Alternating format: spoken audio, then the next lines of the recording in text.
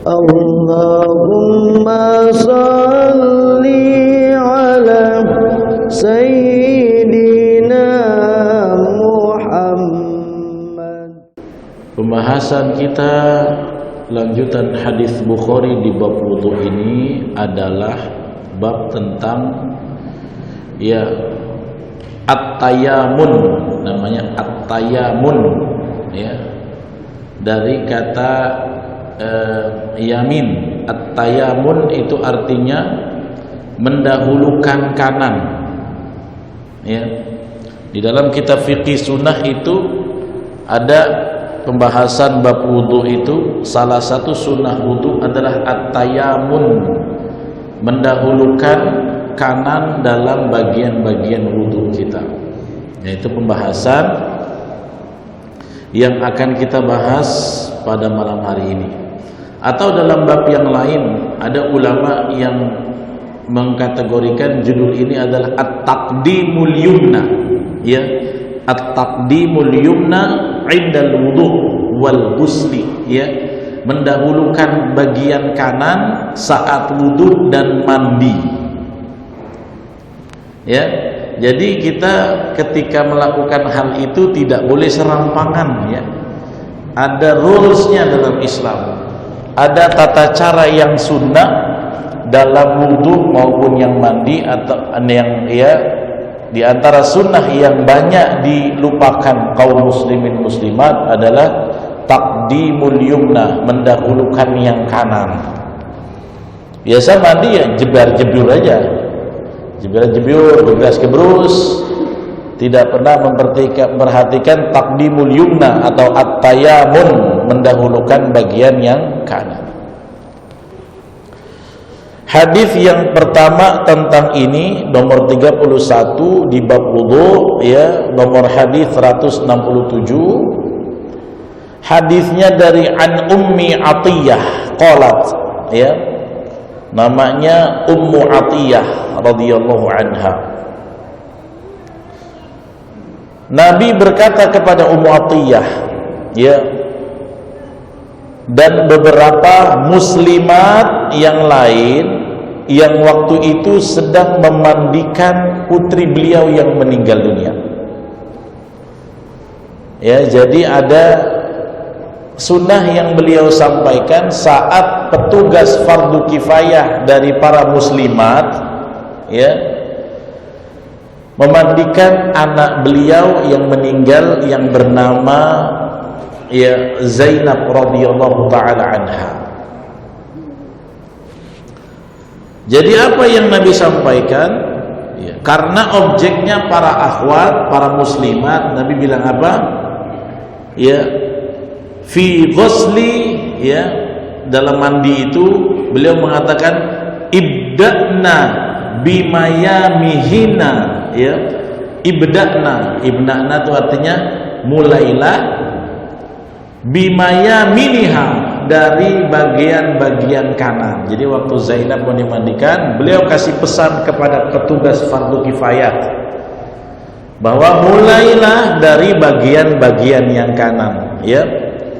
Jadi itu yang pertama, ibda'na bimayaminiha, mayamin jamak dari yamin ya, bimayamin, mulailah dari bagian-bagian kanan. Wa mawadhi'il wudu'i minha, dan mulailah sebelum memandikan bagian-bagian wudunya.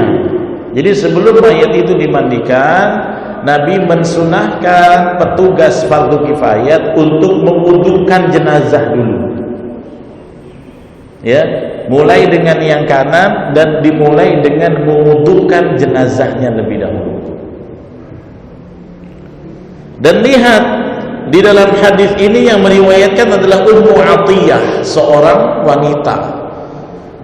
Dan di sini Imam Bukhari menukil qala Nabi sallallahu alaihi wasallam lahunna, berarti untuk hunna, yang berarti objeknya perempuan yang banyak, lebih dari 3. Berarti yang kita ambil dari sisi gramatikalnya, sisi bahasanya, bahwasanya petugas fardu kifayah di zaman Rasulullah itu lebih dari 3, karena sudah pakai istilah yang jamak, ya. Yang kedua, seyogianya yang memandikan wanita adalah wanita.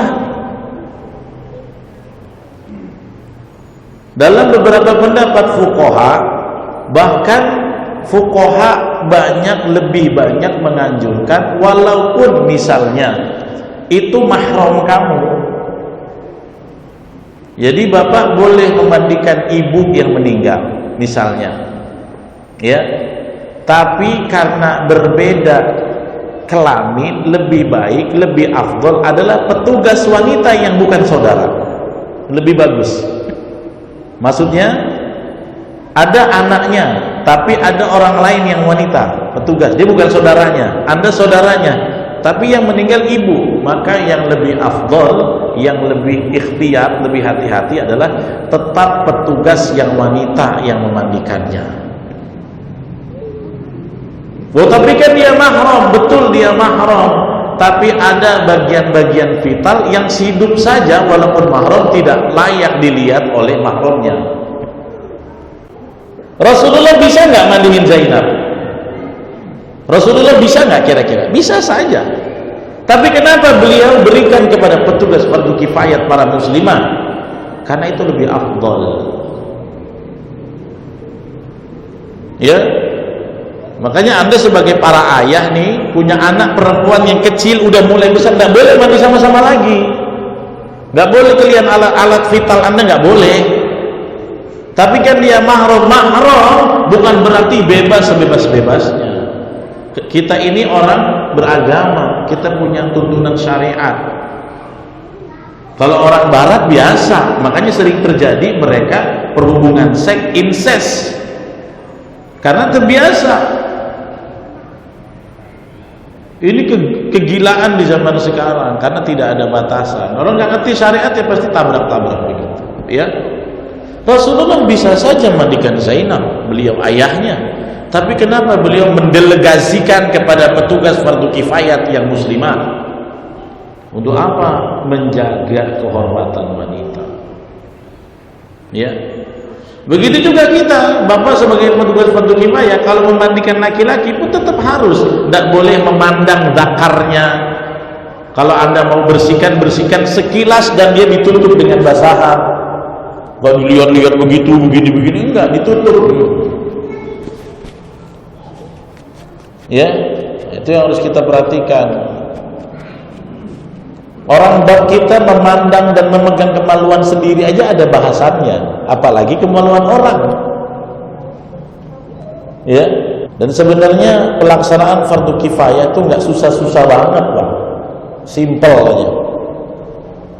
Cuman kadang ada kebiasaan yang dibikinin lah ininya, dibikinin bentuk celananya, dianggap harus, padahal itu salah satu stimulus sehingga membuat generasi selanjutnya nggak berani untuk melaksanakan itu. Di dalam hadis ini Nabi mengatakan ibda'na bimayaminiha, kalian mulai dari kanannya. Makanya memulai dalam mandi, wudu adalah sunnah yang saya bilang tadi sering dilupakan orang Islam hari ini. Kalau udah mandi main sikat aja.